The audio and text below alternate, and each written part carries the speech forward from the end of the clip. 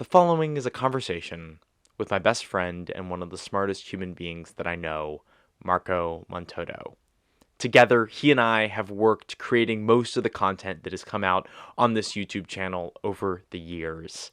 He has been a driving force, an inspiration, and one of the greatest human beings you could ever possibly meet. This following conversation talks about our journey together, both as creators and as friends, and what we have learned along the way, as well as looking forward in terms of what we're going to do next. Please welcome Marco Montoto. Hello, Marco, and welcome to the podcast. How are you doing today? Good. Excellent. Can you tell us where you are in the country right now? I'm in the country, in the United States. I'm in New York, New York.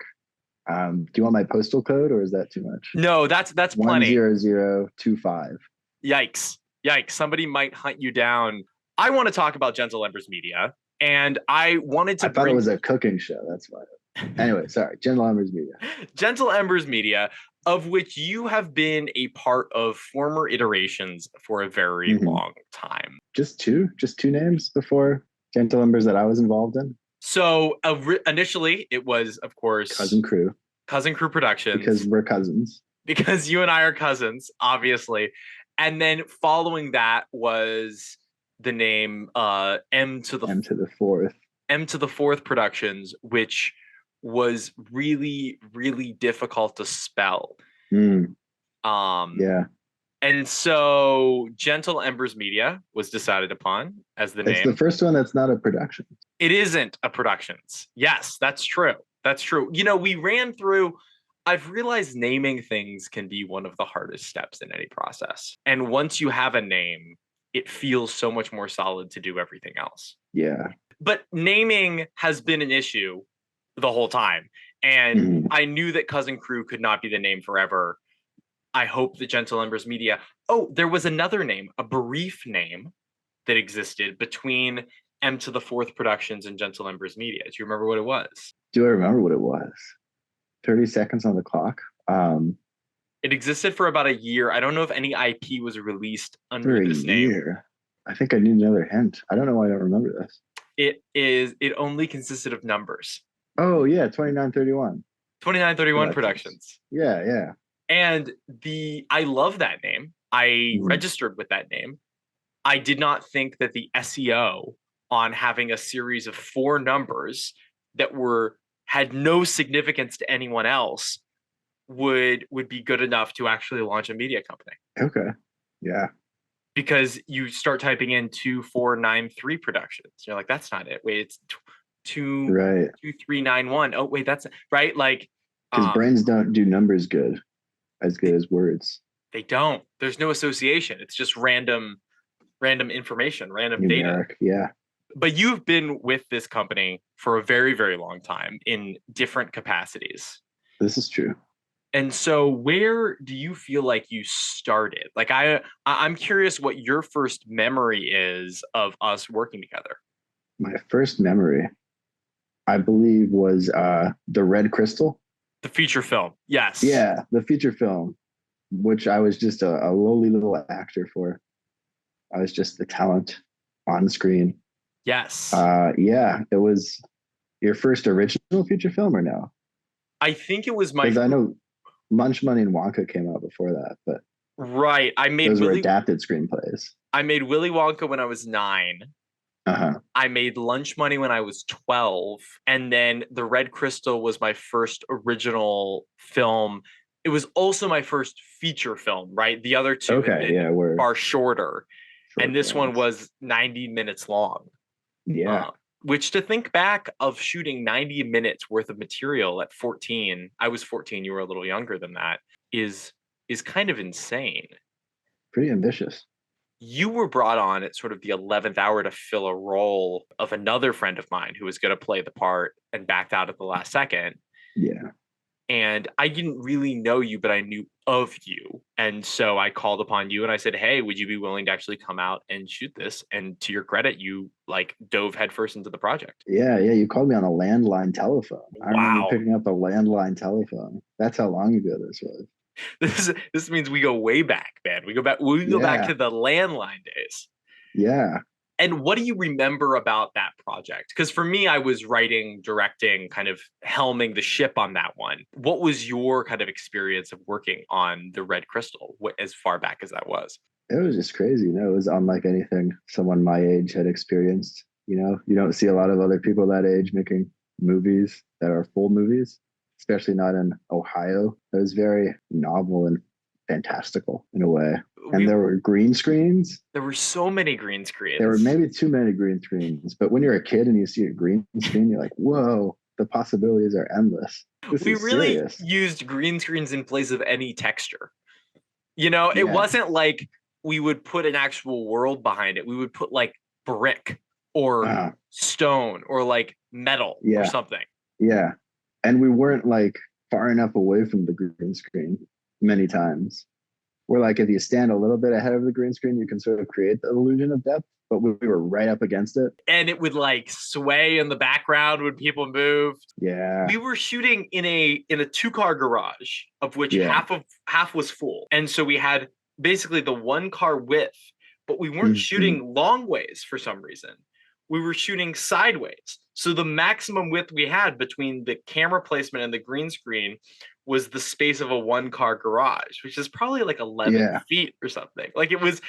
It was not a really lot of wiggle room. narrow space, and we wanted all of the action to be able to take place in front of the camera, between the camera and the green screen, in that tiny little space. So we learned a lot since then. We have learned a lot since then. I'm trying to think of what the next step in our I evolution was. I feel like the next thing had no green screens, right? Or almost none. And what are you referencing as the next project that you and I worked on together? Was it not our Doctor Who? I think it might have been. I feel like there was That a was the next film big thing that anyway. I attempted to make after Yeah. completing the Red Crystal called The Qualitan Search. It was supposed to be a sequel that didn't include any of the characters from the previous film. So it was a completely Yeah. new world, but it failed very miserably. Like we just didn't Mm-hmm. we were way too ambitious. And so we shot about a fourth of the film before one of the main actors backed out. We had a ton of technical problems on set and ended up just scrapping the project. It was the main actor, wasn't it?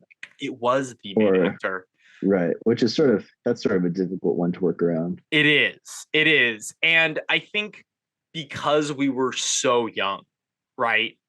Yeah. That you were constrained to your parents driving you to the set, right? There was Yeah. no one had a driver's license. No one could really get anywhere. We were like, it's actually kind of incredible to think about that we made these projects given the fact that we couldn't even get to the set ourselves. So fast forward a couple of years, because I think there was a bit of a break between the Red Crystal. Maybe there was kind of a year off. Do you remember the story behind us creating the Doctor Who show together? I think you just got bored one summer and built the TARDIS set in your garage. No, That is how I remember it as you well. just like started building things, and you're like, "Wow, this could be a show." I became obsessed with the BBC show Doctor Who. Yeah.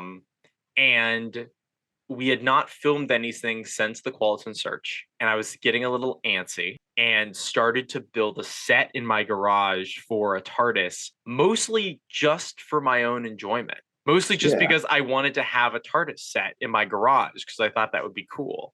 Fun little project. Just a fun little project. And then lo and behold, I at some point realized we should just film this. We should just make a Doctor Who fan series. But meanwhile, in all of this, you and I were becoming very good friends as well. Right. Because I believe after we wrapped shooting the Red Crystal, you and I did a series of theater productions together at a Yeah. local with the Parks and Rec department. Yeah. And I think we probably did 3 or 4 shows kind of over the course of that next year or 2 years. Something like that. Yeah. And so we were spending a lot of time with each other, really getting to know one another. I feel like at that point. I think that's a fair assessment. So you and I were kind of getting to know each other. And then I had built this Doctor Who TARDIS set. And so did I pitch it to you? Did I say, hey, we should make a Doctor Who show? You did. You're like, let's make a Doctor Who show. I have a TARDIS in the garage. I was like, that makes sense. Let's do it. There was no hesitation on your part. No, yeah. That all seems to make sense, you know? They already had the TARDIS, that all you got to do is write and find a couple actors. Which, like, to our credit, we did. I mean, it was that project was so much better than the Red Crystal. Like, it was just leaps and bounds above It what we did was, on that yeah. first one. And you can look back on that series now. It's on the, on the YouTube channel still. And there's lots of flaws with it, of course. But by comparison, But what a yeah, the crazy improvement. leap that we made between those Yeah, shows. the deltas. What do you remember about that show and making that show? It felt like almost gorilla-esque because it was Describe just that. like me, my side actor, supporting. That's the word. And then you with like that camera and a wooden cage that you built. Yeah. That was pretty much it for most of filming, other than the other actors would come in and out sometimes and do their thing, but we would just go places with the camera and film.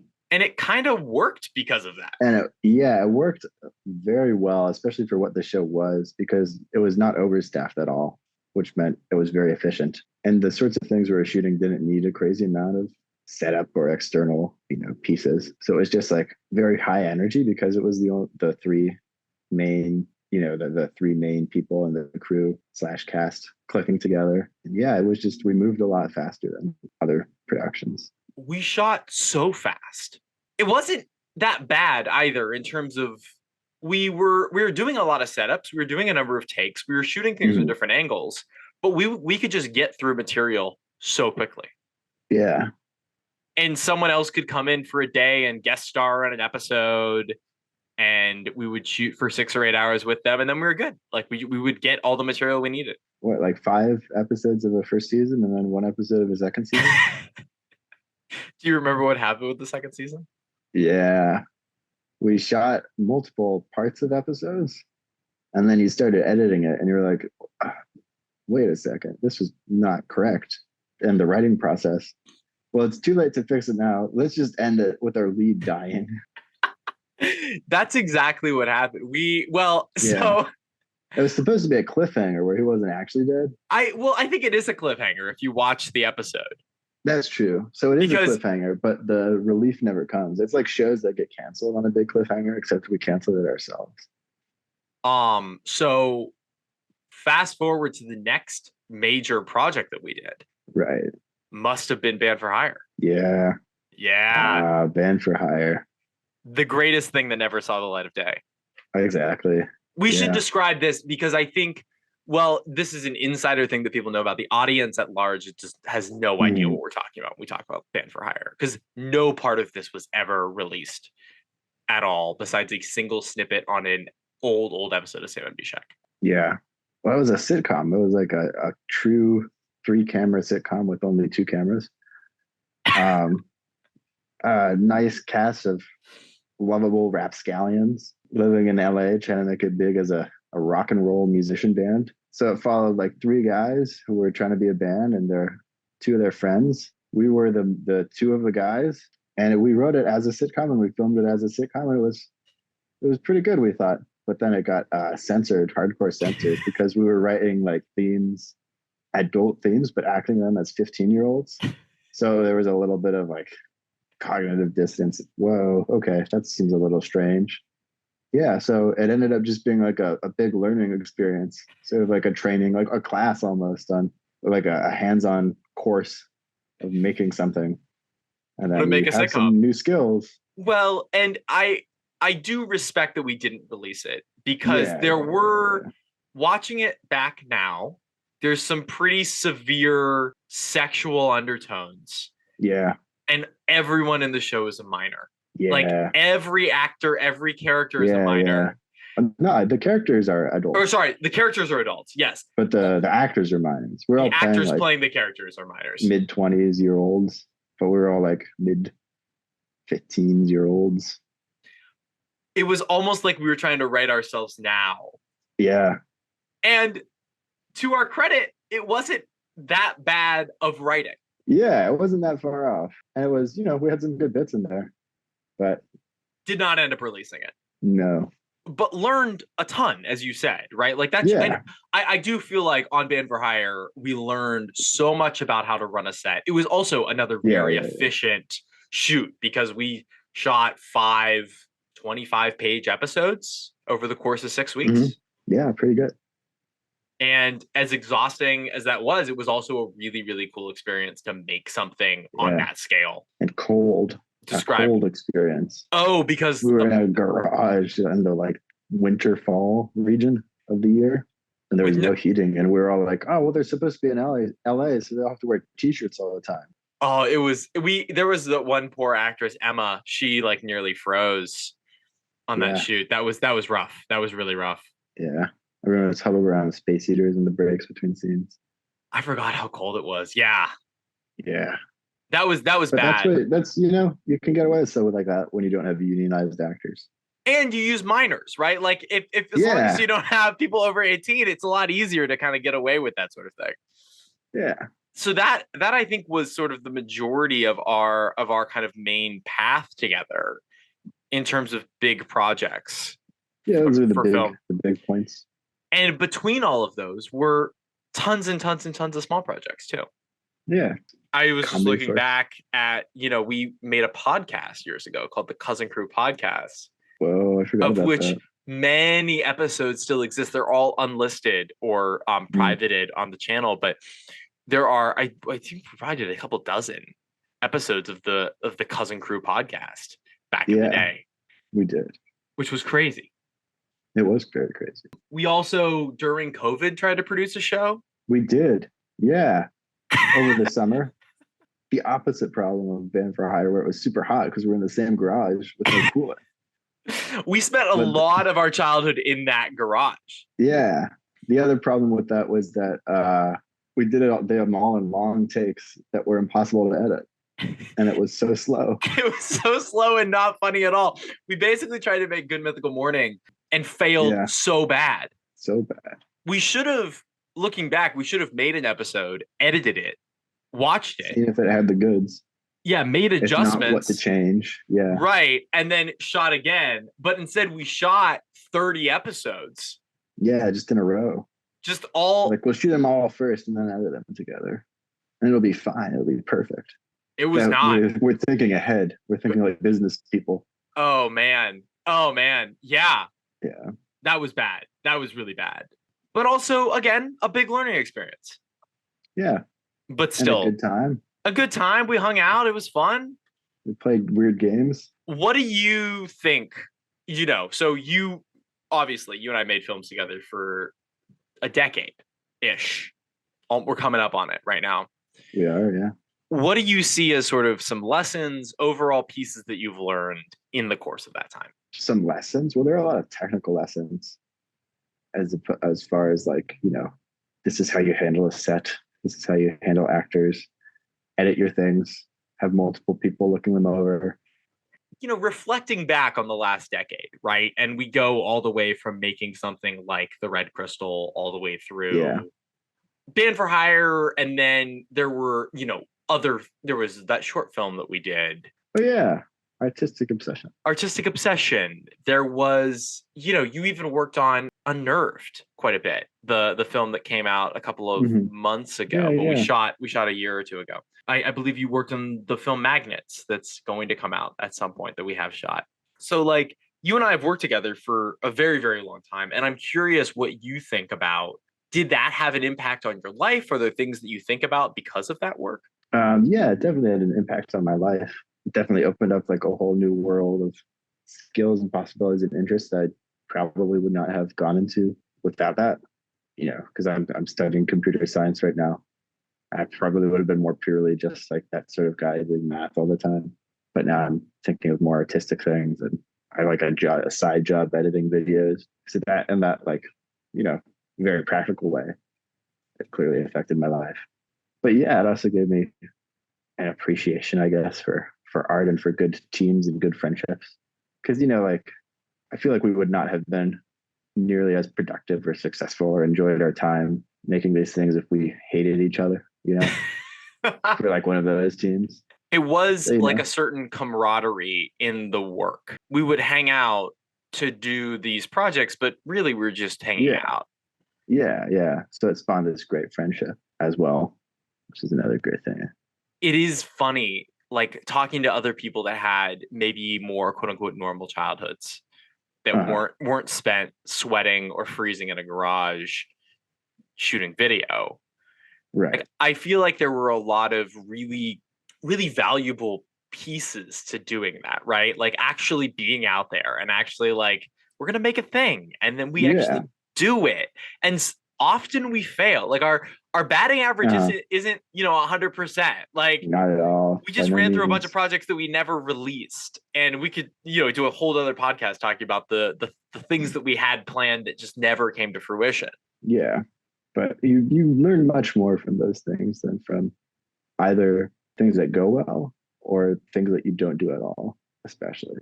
Like, it's all well and good to say, oh, this is what I will do and this is how I'll do it, to like study the particulars of it. But to actually go out and try it is, I think, a much more effective way to learn how to do it. Yes.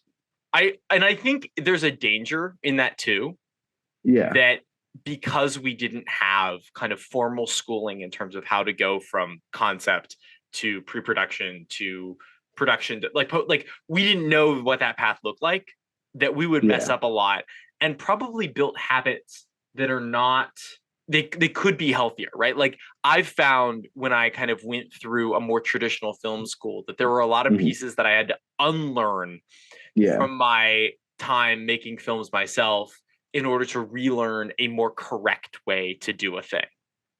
Right. And I don't mean correct in like a doctrine way of Just, like yeah. just like this is like the way I've been doing it is not effective. And this is the Yeah. actual way that you're supposed to do it. And this is why. Like And there's a for really a good reason. reason. Right. It's not Yeah. like just a bullshit reason why, right? Like there's actually is like, oh, this is why you should do a thing. Yeah. I'm just curious, like about, you sort of mentioned a little bit how this impacts your life currently. Are these things that you think about a lot? Like this experience of like when we made all those films together? Yeah, to some degree. There are definitely whisperings of it, floating around in my head a lot. It's like you said, it's a very non-traditional sort of childhood experience. And yeah, especially as I'm moving towards graduating college, thinking Right. about what I want to do with my life, Right. it crops up in those internal conversations as well. Well, you mentioned earlier too, you are someone who, when they take a test, scores very highly on that test frequently when it comes to kind of traditional academic markers of excellence. Generally speaking, yeah. But I do think it is interesting that like we're in a place now where things like this, things like the arts, are not seen as the smartest, or Right. like the brightest people aren't encouraged to go become filmmakers, right? They're Yeah, yeah, encouraged to yeah. like be engineers or work on corporate finance, right? Like there's sort Mhm. of this ulterior path that like the artist is not seen as, oh, if you're very smart you should be an artist. Yeah, because they tend to separate. I guess maybe because that's how it naturally occurs, or maybe it's just how more efficient to see it that way. They tend to separate like the types of intelligence, like artistic intelligence or STEM based intelligence. And the assumption, I guess, tends to be that if you're really good at STEM stuff, then you won't be good at art, or if you're good at art, then you won't be good at STEM stuff. So I feel like if you show and they because STEM fields are more directly impactful to like visibly impactful to the world or generate more profit or whatever. They look out for those markers, much more than they look out for artistic markers. So I feel like that sort of contributes to the what you're saying about the encouragement of leading those people into engineering disciplines or finance disciplines or that sort of thing. It is like there's this lack of focus on the artistic intelligence and like pushing that Yeah. as something that is a viable path in life, Right. Which, because like it is harder, like it's it is not hard. it's It's not the amount of artistic positions that will make you a good living are far smaller than the amount of like computer science jobs or the amount of sales jobs or the amount of finance jobs that exist. right. That's definitely true. Yeah. Especially But these days when people don't want to pay for art anymore. I want all of the music that exists, but I want it for free. oh Like sure. I want to pay $2 a month for this album that took you, 2 years of your life to make, and also every other album that everyone else has ever made in their life. Right. Like, I want to stream for free or for a very low cost. Yes. Yes. Right. And we're seeing this in music, we're seeing it in film with streaming. We're seeing it with everything Yeah. that like people just want access. They don't want to pay for the art. They're not willing to actually pay. Yeah. And so the model I feel like has changed from like you actually pay for it to having more of an advertising based approach to this stuff, Uh-huh. which you know, is fine, but it also it leads then to people being incentivized to, you know, do things that are going to be advertiser friendly and then like catering to the advertisers. And then suddenly your customer, your the viewer of the art is the product, and the your customer is the ad seller, right? As opposed to actually selling directly to a consumer, which is a bummer, I feel like. But I mean, at the same time, we also do live in a world now where it is far more accessible to, I To think, create. to create and to make a living creating too, right? Like Yeah, there are more avenues than there ever have been for that to happen. that's true. Yeah. Back in the day, there was like 3 TV stations, you know, like 3 radio stations and like one theater in the city. Right. And that's it. Like literally that's it. And so the Yeah. people that make it are only the ones that actually go through that process and actually make it. So yeah, I mean it's bizarre, right? Like there's this kind of like tension between like people not wanting to pay for it, but also we being in an age where there's so much creativity, but there's also, dude, I was writing an essay about this a couple of days ago. Like, have Yeah. you fallen into the side hustle realm of like vertical video on like TikToks or Instagram Reels? Have you seen these? I see the ads for them. Like, and then I skip them in 5 seconds. But There's all these videos of people telling you how to make an extra whatever 10 grand a month on your side hustle, yeah. right? These like crazy promises on side Uh-huh. hustles. And they're all really like at best they're mediocre ideas, right? Uh-huh. So they're like, go to this website and sign up to be like an affiliate marketing person for this product, and then like create images of the product and put them on Pinterest, and then link to the product. And then when people click on the Pinterest link, they're going to get affiliate marketing from you, Yeah. right? And so like you do this, and then you know some people get really lucky and they actually do make money. Most people make a couple of pennies off of this kind of thing, right? But there's thousands and thousands of videos of people explaining these side hustles. Right. And what I realized is that the side hustle is not the thing. It is the video about the side hustle that then has 80,000 likes on it. Right. Like they're making money talking about something that doesn't exist when in reality, like the thing that they're talking about is the thing that's making the money. Does that make sense? Yeah. Yeah. Yeah. Yeah. And the most ludicrous thing is like I just saw so many people that were literally advocating for stealing in these. Are you Where kidding me? What? this so okay, so this was the one that it made me want to write this essay, and maybe I'll release this essay somewhere. The person suggested, and I wish I could find the video, but it was like in that feed of like a million vertical videos that Mm-hmm. you'll never find again, right? They suggested that the way to become popular on YouTube is to go find a popular YouTube video, Mm-hmm. transcribe that video, go to a website where an AI will rewrite text in different words, Yeah. have the AI rewrite the text of that video in different words, pay someone on Fiverr to record reading that text of that video, then go on Mid-Journey and create images to go along with that text or some other like image aggregate. Put the images next to the audio that you recorded from someone on Fiverr and post it on YouTube. Okay. Wow. Like just That's directly steal it. yeah. That's a little crazy. Does that work? One, I bet it doesn't, because it like Yeah. Right. captures the idea of the video, but it doesn't capture why. Like you don't know why that video did well. Like it probably Yeah. wasn't.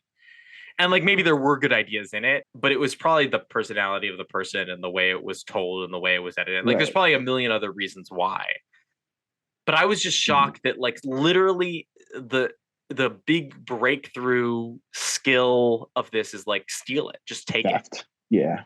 Like that feels insane to me. I don't know. Maybe I'm crazy, but that just blew a No, gasket that's in me pretty where crazy. I was Yeah. like, Yeah. Yeah. what are you saying? You want people to just to steal? Is that what you want? Yeah. It's crazy that, with the level of technology is right now, that is not immediately evident as stealing, where it's like would get taken down, or like, you could get away with this potentially. But yeah, literally like taking an intellectual property, Yeah. just augmenting it enough, not so that it's your own, but so that the author does not recognize it or the algorithm does not Yeah. recognize it, and then trying to pass it off as your own. Yeah. We live in this place now where because you can make money down these avenues, people are going to do it through the dirtiest means necessary. Right. I feel like the person who posted that video is a voiceover artist on Fiverr. They might be. They might It's be. my theory. Well, I mean, that video I remember had thousands and thousands of views. Like it wasn't, people saw this Yeah. like, oh, a It great wasn't idea. underground. No, it was mainstream, which is Yeah. crazy. There's this duality too that I think that so many people on social media miss, where because I get all these videos all the time about like how to build your algorithm, how to build your audience, how to Mhm. grow on YouTube, the top 10 hacks to grow on YouTube, right? What are And they? there What are and the there top 10 hacks? well, there's one hack, Oh, okay. and it's What is the one hack? Is it pay someone to have your video be suggested? it's make great videos. Oh, that's not a hack. It's not a hack That's because just like everything what you else, should be doing. well, everything else is failure, right? All of these other Yeah. things are just trying to shortcut to actually making great videos. But in Uh-huh. reality, like when you look at all the stuff that we made, right? We made a bunch of Yeah. films. But if we really objectively look at them, not as films that we made, but as films someone else made, Uh-huh. is it shocking that none of them blew up? Not really. Not especially, no. Like they kind of got that Doctor Who show got like 2,000 views for its first episode. Yeah. That's cool. That's great. But that's also like that feels in proportion to the quality that it was. Yeah. People want all of these views and they think that they deserve all of these views, but they're creating shitty content most of the time. Yeah. And even when I look at the work that we've done in the past and have these moments where I feel like deserving of more than what we have, it's like, bro, like you got exactly what you gave in, and you need to make better videos. You need to make better stuff. Yeah. I don't know. I don't know if I have anything novel to add to that. How is New York City? So you're in How you're is in New like York City? I'm in New York Manhattan, City, Manhattan, which is in New York City. It's like the island. right? Yeah. What can what Not in the Staten Island.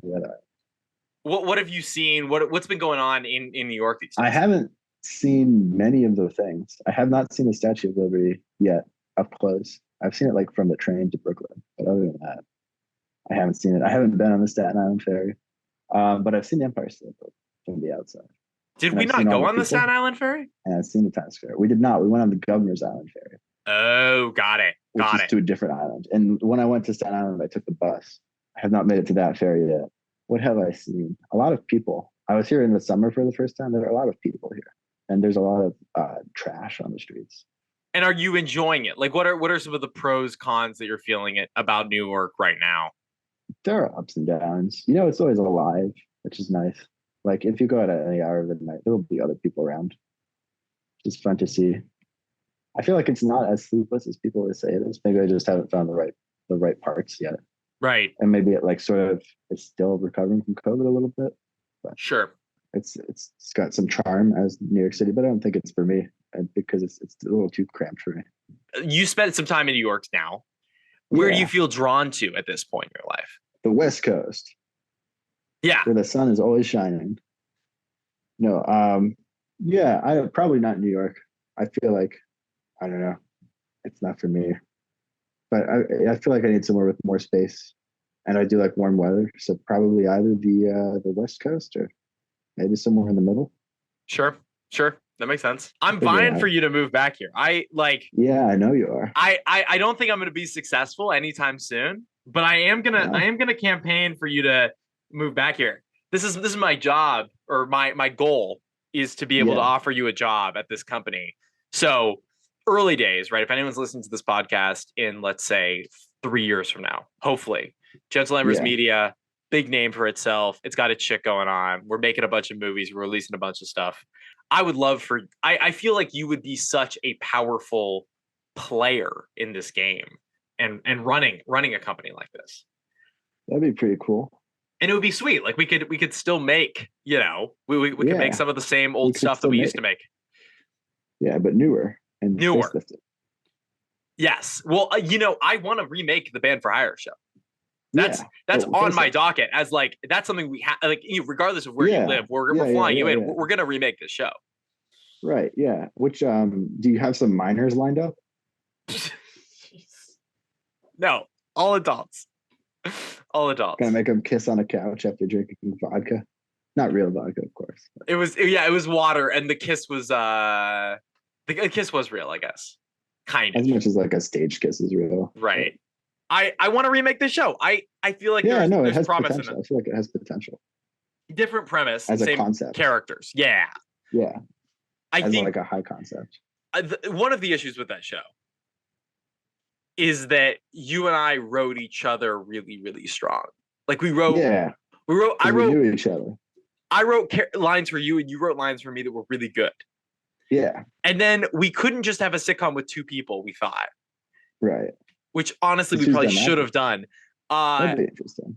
Because who's done that before? who's done two people Yeah, as the only two characters on a sitcom? yeah. Has anyone? We would be the first. We might be the first. Yeah. It could be I don't know, there's entertaining probably though. like some new wave French one. But I don't think the French make sitcoms. they probably consider it a sitcom, but you watch it and you're like, what? And then a All the guy jokes kills are about himself in the third episode. And you're like, yeah, oh all the God, jokes are what? about how fleeting life is. Yeah, that would be a French. We should make a French sitcom. That'd be a good, yeah, good We're choice, a still good allowed to bit. make fun of the French. Like we can still Yeah, we could do French acts. You're kind of French, right? yeah, I'm a little French. You're a little French. I'm a little Marcel is like French. a French name. Yeah, I'm like a 16th French. I think that it would be okay. I think we could tap into our French Yeah, roots and make a French inspired sitcom that has one joke per episode and everything else is about the bleakness of life and the impending doom that death is crawling upon all of us. yeah, that'd be pretty great. But no, I think that, Gentle Embers Media, so like the future of this company, I feel like there's a pretty good market for what we're trying to do, right? Like, and I'm Yeah, curious what your opinion is about this. Like, I have been trying for the last year to define why people watch entertainment. right. And I'm putting you on the spot if I ask you this question. So I'll give you a second to think about it. But the reason that I've been asking this question is because with most marketing things, when you talk about like the marketing of a specific product, you have to understand the reason, like the problem that the audience is or the customer is facing, and then how Yeah, your product solves that problem. And I have spent a really long time kind of thinking about entertainment, and I still don't know if I have a real solid answer. I have a lot of little answers, but I don't know if I uh-huh. have a real solid answer in terms of why people watch entertainment. You're trying to find the black and white version of the black and white section of the infomercial for entertainment. Yes, exactly. Exactly. I'm trying to see like why, like what is it that people are trying to escape? Is it just reality? Like do people want to like exist somewhere else? Are they trying to like I think so. I think that's part of it. Reality is yeah, pretty tough sometimes. it You is. know, It can be hard. it can be a rough space. You want to escape into something different. Different, yeah. Even if it's not light, it's different. You know, Yeah. Which is like a weird product to market. If like, you know what I mean? Like I'm not solving like, your pipes leak. Here's this putty that you put on your pipes to stop them from leaking. Right? It's yeah, like it's so abstract to go people want to escape their reality or they're bored or they're like don't they want this like alternative universe to exist in and trying to create that's been it's an odd problem to try and solve. you could get in contact with the people who did the marketing for heroin. They did a good job. I mean, heroin Yeah, works great. it's everywhere, especially People in love it. Ohio. Ohio people love heroin, man. It's That's also crazy. an escape, I hear. That is an escape, right? Yeah, Or like, why do people love scrolling through social media, right? that's a good question. And it's like it's dopamine hits, right? Your brain is like Yeah, getting yeah, dopamine from it, but why, but right? why? it doesn't feel immediately apparent to me. You know, why, like Yeah, me watching videos where it's like, this is how I raise my chickens. And then like a guy reading a poem that he wrote. And then like a woman yeah, on a bike with like music playing over it. Like why do all yeah. of those videos, like why did those spark dopamine in my brain? And then someone eating McDonald's for a day Yeah, they're like, justifies I'm just all eating of the McDonald's for it. things in And Russia. right. Like, why do I care about Russian McDonald's? But I kind of do. Like I would watch Yeah, that it's video, interesting. probably. You're not going to go there yourself, probably. I found a guy on Instagram recently who reviews beers in 12 packs. So he reviews the beer What is that? after he drinks he drinks Was he one like of the updates his beer. review after each beer? Yeah, exactly. So he'll have a beer, give it a review, and then he'll come back at 4 beers, at 8 beers, and at 12 beers in, Oh and my give god. his like continued review of the beer. And What's the best scoring beer you've seen? I saw a Miller Lite got like a 7.5, Okay. which I felt like was pretty fair. I haven't fully explored his channel. I need to go a little deeper. Yeah. But like that's so wildly entertaining to me. Like, why do I want to just Yeah. watch this guy who I don't care about at all? Like, I don't have any emotional connection to him, You've but never he's met just him. like some like friendly looking frat guy who just drinks beer. Yeah. What is it? What is it about it? And maybe there's a million things that are happening at once, but I do find it really like an interesting question to be asking as I'm creating. Like, why why do people want to watch this? Yeah. Probably goes to some sort of primal craving for connection, right? Mm. To some degree, at least. Like you feel connected to this man and his beers. Right. Or maybe it's some sort of surrogate fulfillment. Surrogate fulfillment? Yeah. Like he's doing the beer testing, but if you were watching him, you're sort of testing the beers yourself. And you're like, Right. I have tested these beers. What's it called where you're living through someone else's eyes? Vicariousness. I don't think Yes. there's an isness at the end. It's just vicarious, right? I believe so. Yeah, like that idea I think was really what drove like the vlogging era of YouTube was all of this like I Yeah, want to live vicariously through the lives of other people. right. And I want to see them when they're happy, when they're sad, what is their existence like? And maybe that's the same reason. Do you watch any of those Netflix dating shows? I have been sucked in by my Yeah. girlfriend and we Whoa, just man, watch this we just is watch not the place for that conversation. we just watched we just watched the show The Ultimatum, The ultimatum. Marry or That Move sounds On. like, oh, okay. And the I feel like premise of that the may tell show, us. I feel like I can guess from the title. what Ultimatum, marry or move on. what do you believe? How do you believe the show works? You get a felon and a lady because that's yeah, that's usually how these shows work.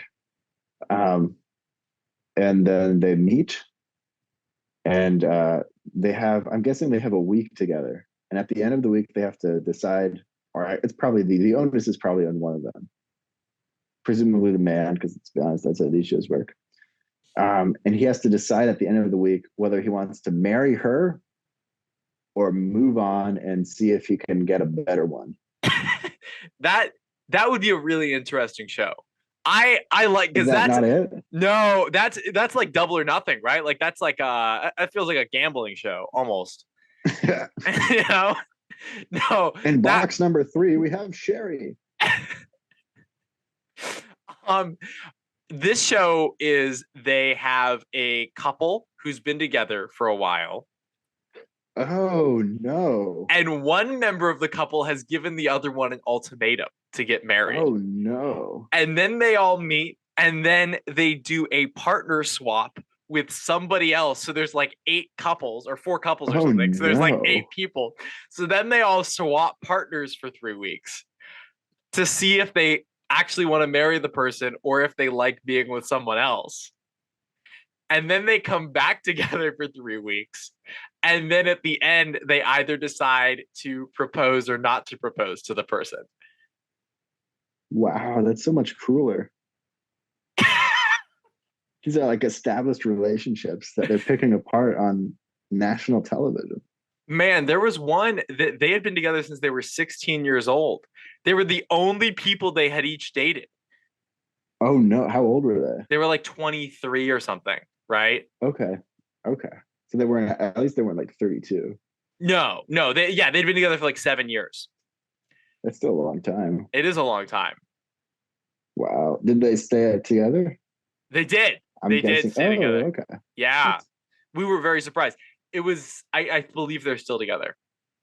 that's nice. Because of course these shows finished filming like a year Do they ago. get a So prize? Like, what's the motivation to go on the show? marriage, Fame? lifetime of I don't even think they're that famous. Their Instagrams didn't have that many followers.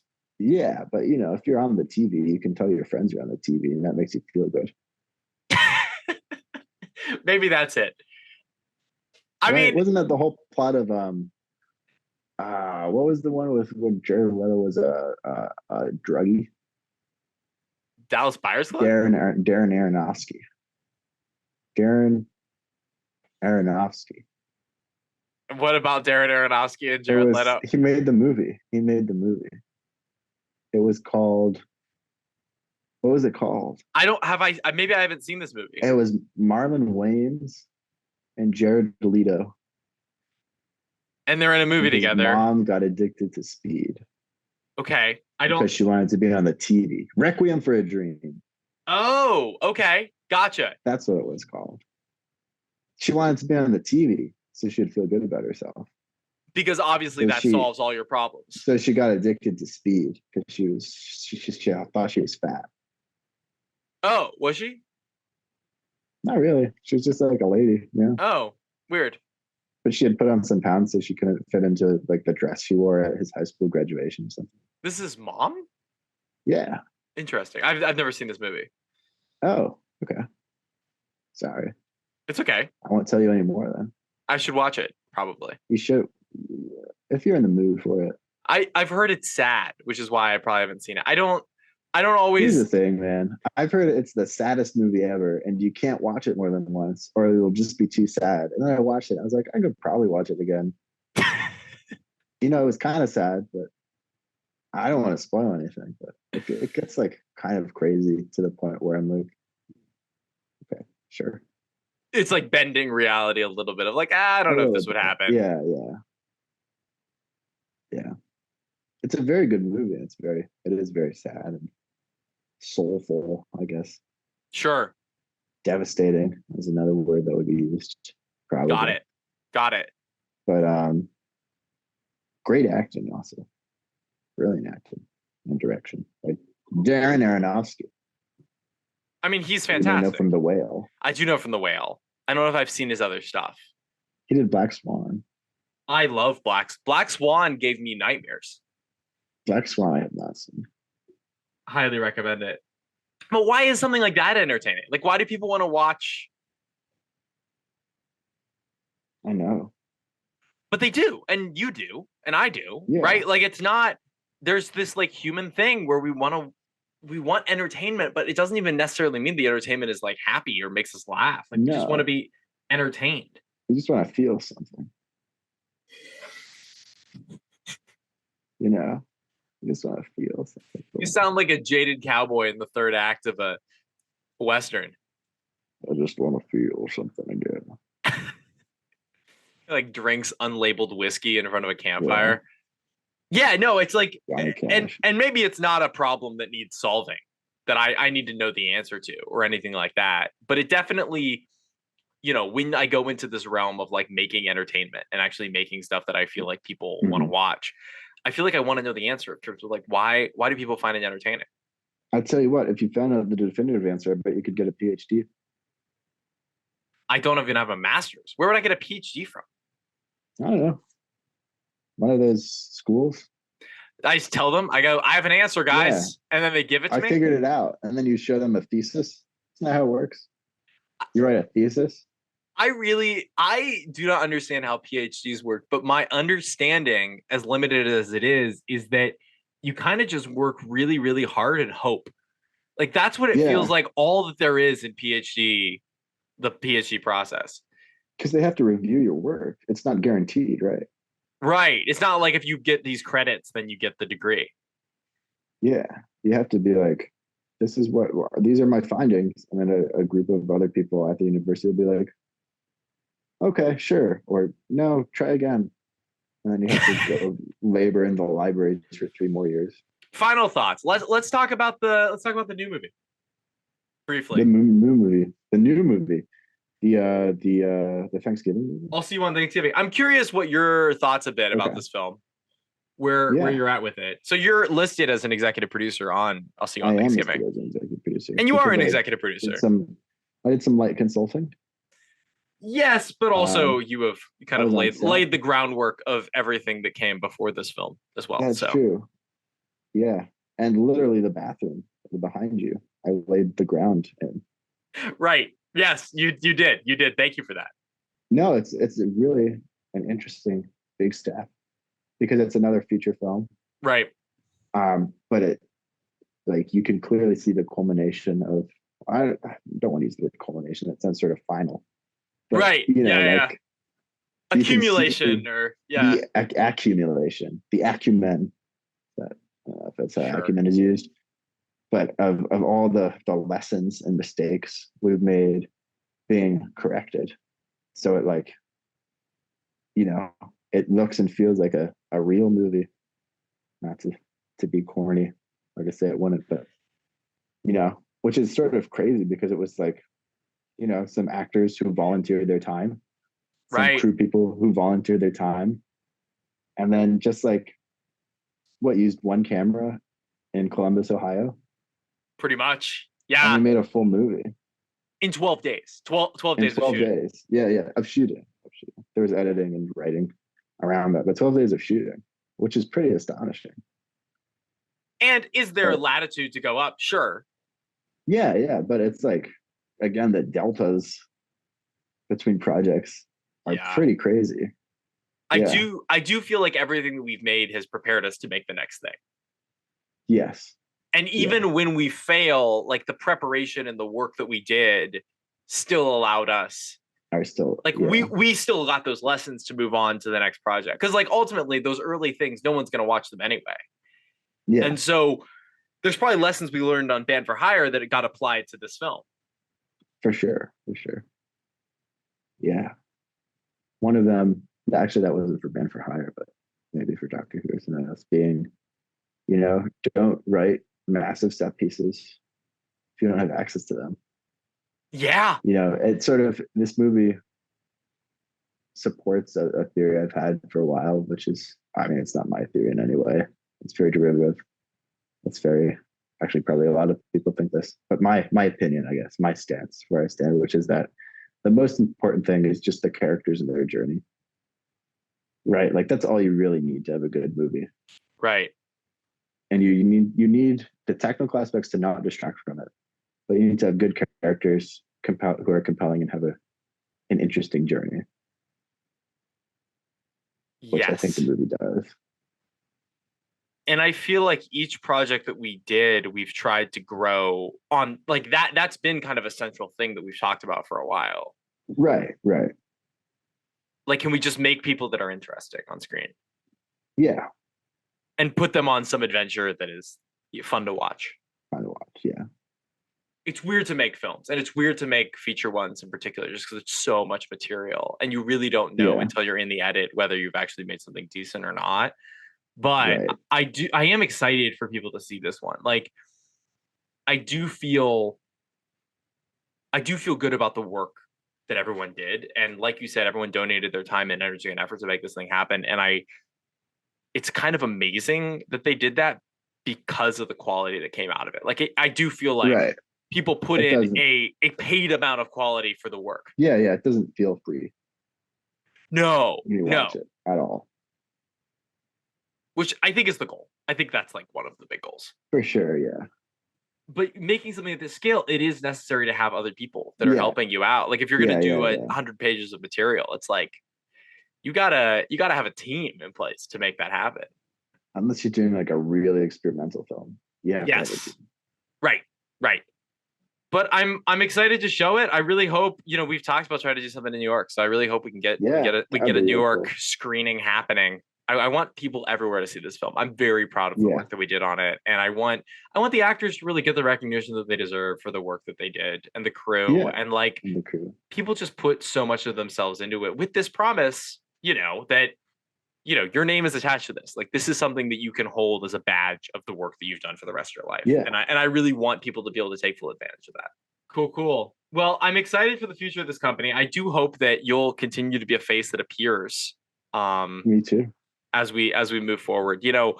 I I made a video a couple of months ago on Sam and Meshach about Rooster Teeth. I don't know if you caught it, Bertie Burns in particular. Okay, yeah, Um, but you'll remember back to when we were kids, and I really, really enjoyed yeah, the yeah, yeah. company Rooster Teeth, and I like their business model of like, let's create cool stuff, and then let's show you how we did it, and like kind of bring you as a partner behind the scenes to watch that happen, and Right. basically create a production company that's full of people that like make the stuff, but also show like are also the personalities in the thing. Like I like this idea of kind Mhm. of it being an all-encompassing thing.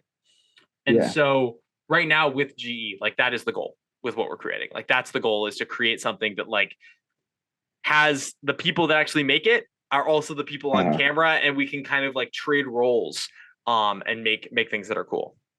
yeah. And we can just get some good general electronics out there into the world. That see the downfall of names. The downfall of names comes back around. Yeah. Nice. It's Do you okay. have a Very different logo. very different logo? I don't think anyone's going to get concerned or confused. Yeah. Do you have any final thoughts today, Mr. Montoto? Drink water, enough water in the day, and then you should be fine. Wow. All right. Well, thank you very Always much. floss. Always floss.